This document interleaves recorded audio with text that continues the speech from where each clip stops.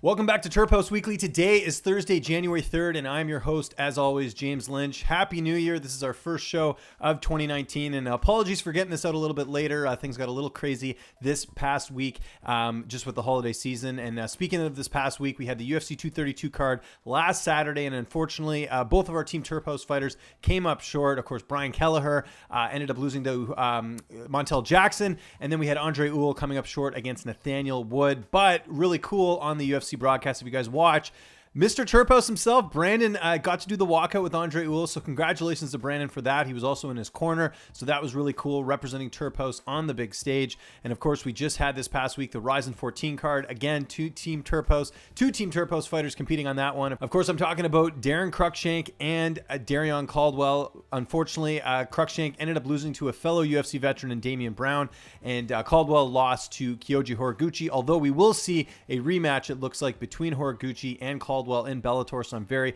excited for that. Now, if you remember last week, I mentioned we had a big win from Sydney Outlaw at Island Fights. Well, we caught up with Sydney today, so you can check that out on our YouTube channel, talking about why a UFC contract is likely going to happen this year with him getting that big win over Zach Fears. And as always, check out theterphouse.com for all your CBD oil needs. Follow us on Twitter and Instagram at theterphouse, and be sure to subscribe to our YouTube channel, youtube.com/theterphouse.